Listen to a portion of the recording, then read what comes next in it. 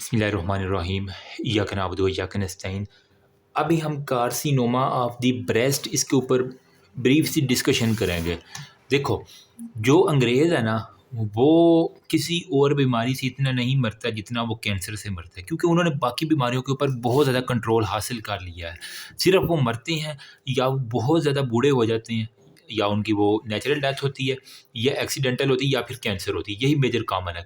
ये वहाँ पे ना तो इतना टीबी कॉमन है, टीबी की वजह से नहीं मरना उन्हें, ना माल न्यूट्रिशन है इतनी, इसी वजह से वहाँ पे कैंसर के ऊपर रिसर्चेस ज़्यादा हैं। ठीक है। अब ये जो है ना, most common cause of death in middle age women in the western countries. ठीक है, बुक के मुताबिक चलते हैं हम। जब हमारा कार्सिनोमा इन साइटू जो है ना, ठीक है, कार्सिनोमा इन साइटू वो हमारे पास इन्वेसिव हो जाता है, तो फिर वो हमारे पास जो है ना, वो ख़तरनाक किस्म का फैलाव करता है। रिस्क फैक्टर कौन कौन से हैं, किन के अंदर ज़्यादा कॉमन होते हैं? एक एजिंग सबसे कम, बूढ़ी माइयाँ जो है ना, जो हमारे पास वो बूढ़ी होती जाएंगी। नंबर सेकंड पे फैमिली हिस्ट्री, मतलब पहले भी फैमिली में किसी को कैंसर हुआ था, वो हो गया। या फिर उनकी कोई डाइट ऐसी है जिसके अंदर फाइटो ईस्ट्रोजिन वो कह रहा है लो होगा। ठीक है, डाइट जिसके अंदर हमारे पास लो फाइटो ईस्ट्रोजिन होगा। ठीक है, मैं बताता हूँ क्या होता है फाइटो ईस्ट्रोजिन की मिकदार लो होना। फिर हमारे पास हाई अल्कोहल कंजम्पशन, मतलब धड़ाधड़ उन्होंने शराब पीनी है। ठीक है, हाई अल्कोहल कंजप्शन। अच्छा, ये कभी आपने सोचा ये अल्कोहल इतने शौक से क्यों पीते हैं? ये कहीं ना सेक्सुअल अरोयल के लिए वो पीते हैं। ठीक है, उन्हें शायद ज़्यादा मज़ा आता है इसके बाद। ठीक है, तो मैंने इसके वो कहा कि यार इन्हें कोई दूध क्यों नहीं पसंद है, उन्हें कोई रूह अफ़ज़ा नहीं पसंद, शरबत, ये शराब ही क्यों? इसमें रिसर्च में ये था कि ये एक तो टाइमिंग बढ़ाती है सेक्सुअल कॉन्टैक्ट की, और नंबर सेकंड पे उसके जो प्लेयर है उसको इन्हांस करती है। लेकिन इस्लाम में हराम है, इसको नहीं हाथ लगाना। ठीक है, हाई अल्कोहल इन कंजप्शन जो है ना, वो लो भी मैं कहता हूँ वो भी हमारे पास ख़तरनाक है। ठीक है, फिर हमारे पास है नली पैरिटी। ठीक है, जो कोई बच्चा शच्चा पैदा नहीं किया तो उनके अंदर भी वही ईस्ट्रोजन अब हद से ज़्यादा जो है ना अपना काम कर देगा। या फिर वो जो बहुत ज़्यादा ओबीस है, मतलब दिन रात मैकडोनल्ड खा खा के तबाही मचाई हुई है उन्होंने, तो ओबीस ओबीस ओबीस। फिर वो फीमेल जो ओरल कंट्रासेप्टिव पिल जो है ना वो यूज़ करती है ना, ठीक है, उनके अंदर बहुत ज़्यादा जो है ना वो देखा गया है ये वाला। फिर हार्मोन रिप्लेसमेंट थेरेपी जो ले रही होती है ईस्ट्रोजन, मतलब मेनोपॉज़ के बाद जो एचआरटी कराते हैं ना, ईस्ट्रोजन रिप्लेसमेंट थेरेपी, तो वो उसके बाद भी काफ़ी असरात होते हैं। ईस्ट्रोजन हद से ज़्यादा अगर चला गया तो वो भी है। या फिर वो फीमेल जो ब्रेस्ट फीडिंग नहीं करती, मतलब कि अब उन एक तो वो नली पैरिटी हैं, ज़ाहिर बात है, तो उसी वजह से उनका बच्चा नहीं होगा, तो वो ब्रेस्ट फीडिंग भी नहीं करेंगी। तो जो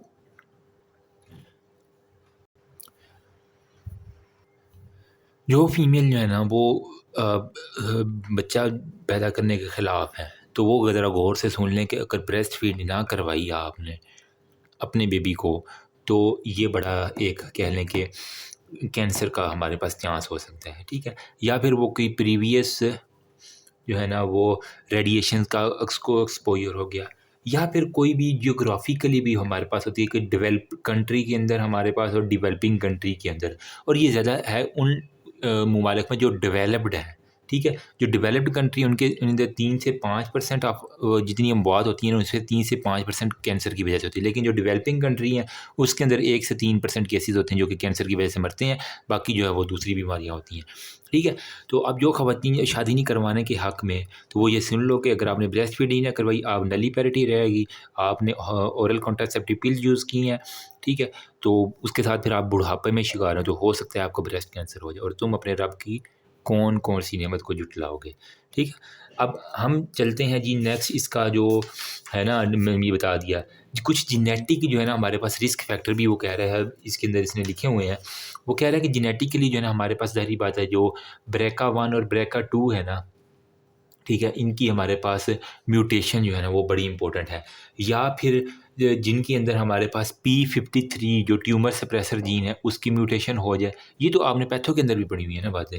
ठीक है, या फिर हमारे पास वो कह रहा है एटेक्सिया टेलेंजेक्टेजिया का जो शिकार होते हैं, एटेक्सिया टेलेंजेक्टेजिया का जो शिकार होती हैं ना ख़वातीन, उनके अंदर देखा गया बहुत ज़्यादा कार्सिनोमा है।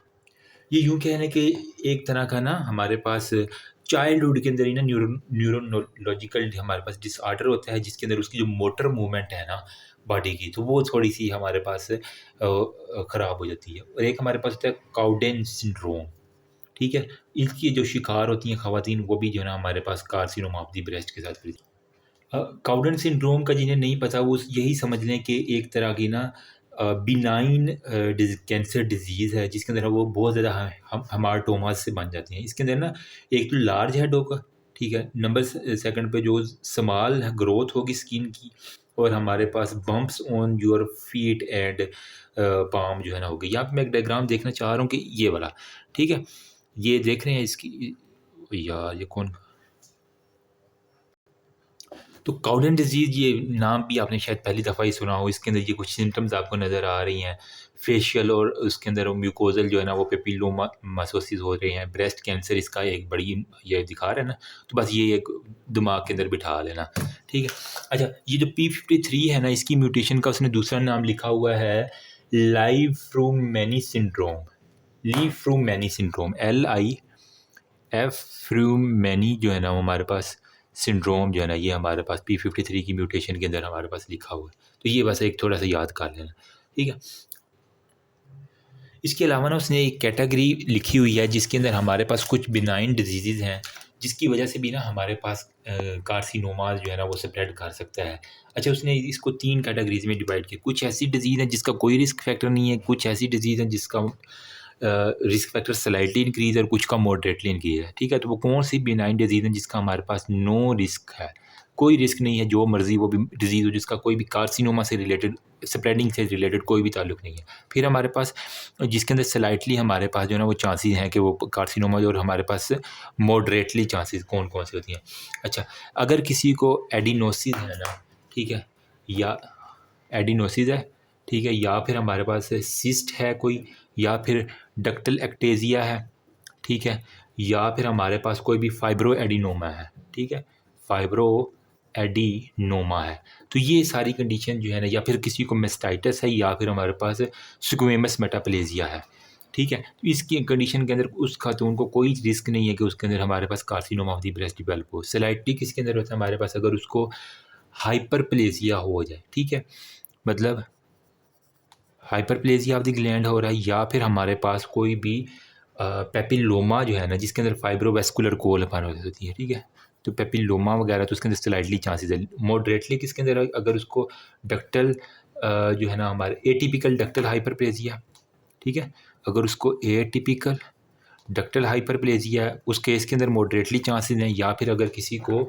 एटिपिकल लोब्यूलर कार्सिनोमा है, ठीक है, एटिपिकल लोब्यूलर कार्सिनोमा, तो इस केस के अंदर हमारे पास मॉडरेट चांसेस है कि उसको वो डेवलप हो जाए, ठीक है। अब यहाँ पे जो इनफिल्ट्रेटिंग डक्टल कार्सिनोमा है ना, इसके 80% चांसेस हैं, जबकि इन जो लोब्यूलर कार्सिनोमा इसके 15% चांसेस है कि ये आगे स्प्रेड हो जाए। फिर हमारे पास कुछ कह लें कि म्यूसिनस कार्सिनोमा होती हैं, कुछ मेड्यूलरी कार्सिनोमा है, कुछ ट्यूबुलर कार्सिनोमा है, तो उसने वो भी सारे लिखे हुए हैं। उसकी वजह से ना हमारे पास प्रोग्नोसिस में बड़ा, हिस्टोलॉजिकल प्रोग्नोसिस के अंदर हमें बड़ी हेल्प मिलती है, ठीक है। तो जब वो कह रहे हैं कि हम हिस्टोलॉजिकल करेंगे ना, तो हमारे पास जो मोस्टली देखा गया ना डक्टल कार्सिनोमा, वो 85% चांसेस है कि वो आगे इन्वेसिव के अंदर चेंज है। फिर लोब्यूलर के हमारे पास कह रहा है कि 15% चांसेस हैं। बाकी जो हमारे पास है ना म्यूसिनस कार्सिनोमाज हैं, कुछ कुछ हमारे पास वो कह रहा है मेडिलरी कार्सिनोमा है, ठीक है, और कुछ हमारे पास ट्यूबुलर कार्सिनोमाज हैं, ठीक है, और नाम से ऊपर काम है कि म्यूसिनस ग्लैंड हो गया, मेडिलरी हो गया, फिर ट्यूबुलर ग्लैंड। तो ये हमारे पास बेटर प्रोग्नोसिस के लिए होते हैं कि इससे हमें पता चल जाता है कि हाँ यार ये स्प्रेड कर सकता है किसी की सूरत में, तो इसको हम ध्यान में रखना है।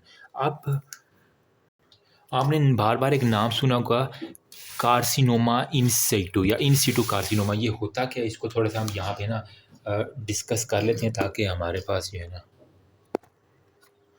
ओके, तो यहाँ पे हम डिस्कशन करते हैं जो हमारे पास है इन साइटो कार्सिनोमा क्या होता है। इन साइटो कार्सिनोमा, कार्सिनोमा ये बेसिकली प्री इन्वेसिव कैंसर यूँ कह लें, इसको हम कहेंगे कि कैंसर से पहले जो है ना वो इन्वेजन से पहले हमारे पास जो कंडीशन होती है उसे हम इन साइटो कहेंगे, ठीक। अब इसके जो है ना वो कोई भी ब्रांच्ड एपिथेलियल बेसमेंट मेम्ब्रेन इस तरह का कुछ भी नहीं होता जिस तरह बाकी कैंसर के अंदर होता है। इसकी दो हमारे पास टाइप्स आती हैं। एक हमारे पास होता है डक्टल कार्सिनोमा इन साइटू, ठीक है, एक डक्टल होता है, और नंबर सेकंड पे हमारे पास होता है लोब्यूलर कार्सिनोमा इन साइटू, ठीक है। मतलब इसी की हमने दो टाइप्स कर दी, डक्टल हो गया, या अगर डक्ट में अगर लोब को इन्वॉल्व हो तो लोब्यूलर कार्सिनोमा इन साइटू होते हैं, ठीक है। और कुछ वो कह रहा है हमारे पास, इसको ना कंसीडर करते हैं कि ये एक तरह के ना मार्कर हैं हमारे पास, कि ये कोई ना कोई इन्वेसिव कार्सिनोमा को लेटर, अगर ये बहुत देर तक चलता रहा तो हमारे पास लेटर लाइफ के अंदर ये इन्वेसिव कार्सिनोमा के अंदर शिफ्ट हो सकते हैं। इसी वजह से इन सेटू कार्सिनोमा को एज अ मार्कर हम यूज़ करते हैं कि ये हमें बता देगा ये किस तरह। अच्छा, थोड़ी सी बात कर लेते हैं डक्टल कार्सिनोमा की, को थोड़ी सी इसकी लोब्यूलर की। जो हमारे पास डक्टल कार्सिनोमा है ना, ये हमारे पास प्री मेलिग्नेंट लीजन है, यूँ कह लें कि स्टेज 0 ऑफ ब्रेस्ट कैंसर है, ठीक है। स्टेज 0 ऑफ ब्रेस्ट कैंसर है, प्री मेलिग्नेंट हमारे पास ये कंडीशन होती है मेलिग्नेंसी से पहले। और इसको हमने ट्रीट किस तरह करना है, जिस तरह हम बाकी मेलिग्नेंसीज को ट्रीट करते हैं ना, इसको भी ट्रीट करना है सेम एज़ अदर मेलिग्नेंसी। इसको भी ऐसा वैसे ही ट्रीट करना होता है, क्योंकि इसके अंदर वो सारा पोटेंशियल मौजूद है कि वो हमारे पास इन्वेसिव के अंदर चेंज हो सके, ठीक है। तो इसकी हमारे पास ना, आपने कुछ पैथो के अंदर पढ़ी होंगी, इसकी डक्टल कार्सिनोमा इन सिटू की कुछ सब डिवाइड टाइप्स होती हैं। एक हमारे पास होता है कोमीडियो, ठीक है, जो कि मोस्ट एग्रेसिव टाइप थी, ये एमसीक्यूज भी आता था हमारे पास। फिर हमारे पास आता है जी सॉलिड हो सकता है इसकी फॉर्म, ठीक है, या फिर हमारे पास इसकी फॉर्म हो सकती है क्रिबरी फॉर्म, ठीक है, या फिर हमारे पास हो सकती है इसकी फॉर्म पेपिलरी। तो ये हमारे पास कुछ डक्टल कार्सिनोमा इन सेटो की, ये पैथो वाली ही मतलब चीज़ें रिवाइज हो रही हैं, इस वजह से मैं ज़्यादा जोर नहीं दे रहा, तो ये इसी में आ जाती हैं। अच्छा, अब मैंने कहा कि इसकी ट्रीटमेंट भी ज़रूरी है, तो इसकी ट्रीटमेंट के लिए हम सेम वही अगर तो लो ग्रेड है या हाई ग्रेड है, तो इसको हम उस लिहाज से जो है ना वो डिवाइड करके फिर इसकी ट्रीटमेंट करते हैं, ठीक है। या तो ये हमारे पास हो सकता है लो ग्रेड, ठीक है, डक्टल कार्सिनोमा इन सिटू, अगर वो जल्दी आ गया, या फिर वो हो सकता है हमारे पास हाई ग्रेड, ठीक है। तो ये दो ही टाइप्स हैं। जो लो ग्रेड है, इसके अंदर जो है ना हमारे पास यूँ कह लें कि अगर वो छोटा सा लंप है तो उसकी लंपेक्टमी जो है ना वो हम कर देते हैं, मतलब लंप को रिमूव कर देते हैं, और उसके मार्जिन जो है ना 1 सेंटीमीटर मार्जिन भी उसका साथ रिमूव कर देते हैं। उसके बाद हम जो है ना वो उसकी रेडियोथेरापी कर देंगे, और ईजी से सीन है, जो तो कैंसर की होती है, ठीक है। अब हमें यहाँ पे कोई भी एक्सिलरी लिम्फ नोड की डाइसेक्शन करने की ज़रूरत नहीं है, ठीक है, क्योंकि ये लो ग्रेड है, तो हमने साथ में 1 सेंटीमीटर एरिया भी इसका रिमूव कर दिया, साथ में रेडियोथेरापी दे दी है। ना ही हमें सेंटिनल लिम्फ नोड की बायोप्सी लेने की ज़रूरत है, ना एक्सिलरी नोड को रिमूव करने की ज़रूरत है। अच्छा, यहाँ पे हाई ग्रेड में क्या होगा, हाई ग्रेड क्योंकि इसका बहुत ज़्यादा चांस है कि ये आगे फिर फर्दर फैल जाए, तो इसके लिए हम सिंपल जो है ना वो मेस्टेक्टमी जो है ना वो ब्रेस्ट को जो है ना वो पकड़ के रिमूव कर दिए, साथ में हम रेडियोथेरापी जो है ना वो कर देते हैं, ठीक है। अब इसकी जो है ना वो कुछ टाइप्स यूँ कह लें कि हाई ग्रेड डक्टल कार्सिनोमा इन सिटू की कुछ जो है आगे टाइप्स उसने बताई हुई हैं। कोमीडियो टाइप हो सकता है, मल्टी सेंट्रिक हो सकता है, लार्जर ट्यूमर अगर वो 4 सेंटीमीटर से बड़ा है, ठीक है, तो ये हमारे पास कुछ होती हैं, तो वो हम उसके अंदर भी लंपेक्टमी ही कर सकते हैं, कोई इतना मसला नहीं है। अब हमारे पास होता है लोब्यूलर कार्सिनोमा इन सिटू, ये वाला सेकंड वाला। ये बेसिकली इसको भी हाँ इसको हमने किया था ना, जिस तरह मेलिग्नेंसी को ट्रीट करते हैं, सेम हमने जो ये वाला है इसको इस तरह ने ट्रीट नहीं करना, ठीक है। नॉट ट्रीट एज मेलिग्नेंसी, इसको हम एज अ मेलिग्नेंसी ट्रीट नहीं करेंगे, लेकिन इसको एज अ मार्कर रखेंगे कि ये हमारे पास कैंसर करवा सकता है, ठीक है। और ये मल्टीफोकल होता है, बाईलेटरल दोनों ब्रेस्ट के ऊपर देखा गया है। एक तो ये मल्टीफोकल होगा, और ये हमारे पास बाईलेटरल दोनों ब्रेस्ट के ऊपर जो है ना वो आपको स्प्रेड हुआ मिला। अच्छा, इसकी एसोसिएशन किससे होती है, ईक एडहेरेंट जो है ना हमारे पास, ईक एडहेरेंट प्रोटीन जो है, ठीक है, जो कि हमारे पास क्या था, सेल की एडहीजन करवाने के अंदर, आपने बायोकेम के अंदर पढ़ा होगा कि ईक एडहेरेंट जो है ना हमारे पास सेल की एडहीजन करवाती है, तो उसके साथ जो है ना इसका कहीं ना कहीं हमारे पास रिलेशन आ जाएगा, ठीक है। तो ये एक ईक एडहेरेंट लोब्यूलर कार्सिनोमा से आपने याद रखना है। अब पेशेंट जो है ना लोब्यूलर कार्सिनोमा, वो कैंसर जो है ना मोस्टली डक्टल कैंसर होता है। उसने एक लाइन लिखी हुई है बुक के अंदर, patient with lobular carcinoma in situ, देखो गौर से सुनना, patient with lobular carcinoma in situ develop cancer mostly from ductal cancer, जिनको डक्टल कैंसर है वहीं से ही डिवेल्प होता है लोब्यूलर कार्सिनोमा, ठीक है। तो इसकी जो ओरिजिनेशन है वो कहाँ से है, डक्टल से है। तो हमारे पास यहाँ पे फिर इसकी ट्रीटमेंट क्या होगी, एक तो हमने इसकी ऑब्जर्वेशन के अंदर रखना है कि ये आगे फैल रहा है कि नहीं फैल रहा, और अगर फैल रहा है तो इसको हम बाईलेटरल, क्योंकि मैंने कहा कि बाईलेटरल दोनों साइड पे होती हैं, तो हमें फिर मेस्टेक्टमी दोनों ब्रेस्ट जो है ना वो रिमूव करने पड़ते हैं, ठीक है। साथ में हमें टिमोक्सिफिन मतलब जो ईस्ट्रोजिन इनहिबिटर्स है ना, ठीक है, एंटी ईस्ट्रोजिन ड्रग टिमोक्सिफिन, वो ड्रग आपने लाजमी यूज़ करनी है। और साथ में अगर वो प्री मेनोपॉज़ल वुमन वुमन होती है तो हम टिमोक्सिफिन जो है ना वो यूज़ कर लिया करते हैं। तो ये यार आपको थोड़ी-सी डक्टल इंसिटू कार्सिनोमा की डक्टल और हमारे पास जो लोब्यूलर है, डक्टल में ये स्टेज 0 प्री मैलिग्नेंसी स्टेज है, ट्रीट एज़ इसको मैलिग्नेंसी के तौर पे करेंगे। कोमेडियो सॉलिड क्रिब्रिफॉर्म और पेपिलरी वही है, लो ग्रेड हो सकता है, हाई ग्रेड हो सकता है। हाई ग्रेड होगा मिस्टेक्टमी और रेडियोथेरेपी, लो ग्रेड होगा तो लम्पेक्टमी और रेडियोथेरेपी। लोब्यूलर कार्सिनोमा इसको हम मैलिग्नेंसी की तरह ट्रीट नहीं करेंगे, मल्टीफोकल होता है, बाइलेटरल होता है, ई कैडहेरेंट प्रोटीन इसके साथ रिलेटेड है, ठीक है। तो वो सारे के सारी मतलब लॉस ऑफ ई कैडहेरेंट हो जाना इसके अंदर बहुत कॉमन है कि वो सेल आपस में जुड़ नहीं पा रहे होते, ठीक है। तो यही हमारे पास है। बाकी हमारे पास इसकी जो है ना वो कह लें कि ऑब्जर्वेशन करनी है, अगर नहीं ठीक हो रहा बाइलेटरल मेस्टेक्टमी कर दो, साथ में टिमोक्सिफिन दे दें, इतनी सी बात है। लास्ट पे एक छोटू सा उसने टॉपिक लिखा हुआ वो है इन्फ्लामेटरी कार्सिनोमा। अब नाम से ही ज़ाहिर हो रहा है कि इन्फ्लामेटरी मतलब कुछ ना कुछ इन्फ्लामेशन से ना इसका हम इसको कोरिलेट कर सकते हैं, ठीक है। तो इन्फ्लामेटरी में आपने यार इसके स्टैंड को आज क्यों मसला इतना आ रहा है, ठीक है। यहाँ पे हम लिखते हैं जी इन्फ्लामेटरी कार्सिनोमा। ये बहुत रेयर है लेकिन अगर किसी को हो जाए तो बहुत एग्रेसिवली होता है, मतलब ये तबाही फेरने वाला यूँ कहने के है। इसके अंदर पेशेंट को जो है ना वो पेनफुल स्वेलन ब्रेस्ट और साथ में एडिमा बहुत ज़्यादा होगा। मतलब एक तो वो उसके जो ब्रेस्ट होंगे वो पेनफुल होंगे, स्वेलन होंगे और एडिमेटस होंगे, मतलब वहाँ पे एडिमी हो हुआ होगा, ठीक है। वजह क्या है? जो लिम्फेटिक्स हैं ना वो ब्लॉक हो जाते हैं कैंसर सेल से, मतलब इसके जो भी लिम्फेटिक ड्रेनेज है ना उसके अंदर हमारे पास यूँ कह लें कि कैंसर सेल आके यहाँ पे बैठ जाएंगे, ठीक है। तो ये सपोज करें कैंसर सेल यहाँ पे आके बैठ गए तो जिसकी वजह से वो सारे का सारा लिम्फ वापस नहीं जा सकेगा और वहाँ पे एडीमा सारे का सारा डिवेल्प हो जाएगा, ठीक है। और यूजुअली 1/3 ऑफ द ब्रेस्ट जो है ना वो इन्वॉल्व होता है और ये ब्रेस्ट एब्सेस अगर उसको पहले से हो तो और ज़्यादा ख़तरनाक हो सकता है, ठीक है। अब ये फैटल भी इवन हो सकता है अगर इसकी जो है ना वो प्रॉपर ट्रीटमेंट ना करवाए, मतलब जानलेवा है, ठीक है। इसके लिए हमें अग्रेसिव कीमोथेरापी, रेडियोथेरापी और फिर आपको साथ में सर्जरी भी इवन करनी पड़ सकती है ताकि हम इसको इम्प्रूव कर सकें। भाई इतनी बात बता देनी है। पेनफुल होता है, अग्रेसिव होता है, लिम्फेटिक ड्रेनेज जो है ना वो सारी की सारी हमारे पास इसकी कंप्रोमाइज़ हो जाती है जिसकी वजह से वो एडीमा हो जाता है और हमारे पास ब्रेस्ट के अंदर पीडू ऑरेंज भी हम कह सकें इसको, ठीक है। तो यहाँ पे मैं आपको इन्फ्लामेटरी जो है ना वो ब्रेस्ट की ना एक दिखाना चाह रहा हूँ। मैंने कहा कि वो थोड़ा-सा ये देख लें, ठीक है। कुछ इस तरह की आपको जो है ना वो ब्रेस्ट की लोकेशन ये वाली देख लो या ये वाली देख लो। बहुत अग्रेसिव होता है रेयर है बहुत कम लेकिन अग्रेसिव होता है। वजह क्या, जो कैंसर सेल है वो लिम्फेटिक्स के अंदर जाके फँस जाते हैं, वापस से उनका ड्रेनेज नहीं हो पा रहा होता जिसकी वजह से वो सारे का सारा वहीं पे एडीमा और वो स्वेलन और पेनफुल ब्रेस्ट के साथ होती है। करना क्या है, अग्रेसिव हमें कीमोथेरापी, रेडियोथेरापी करवानी पड़ेगी और साथ में हमें इवन के सर्जरी भी करनी पड़ सकती है, मेस्टेक्टमी भी हम कर देंगे। तो दैट्स ऑल अबाउट। अभी नेक्स्ट इसका जो है ना वो spread of the breast cancer वो नेक्स्ट वीडियो में डिस्कशन करेंगे। अभी तक के लिए जो है ना वो इतना ही मेरे ख्याल में काफ़ी है क्योंकि वीडियो काफ़ी लंबी हो चुकी है।